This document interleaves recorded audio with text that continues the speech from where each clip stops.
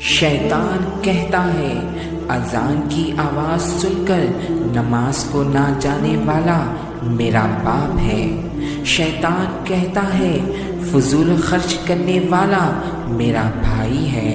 शैतान कहता है इमाम से पहले रुकू सजदा करने वाला मेरा बेटा है। शैतान कहता है मेहमान आने पर मुंह चढ़ाने वाली औरत मेरी माँ है। शैतान कहता है सर पर दुपट्टे के बगैर रहने वाली औरत मेरी बीवी है। शैतान कहता है बगैर बिस्मिल्लाह के खाना शुरू करने वाले मेरी औलाद है।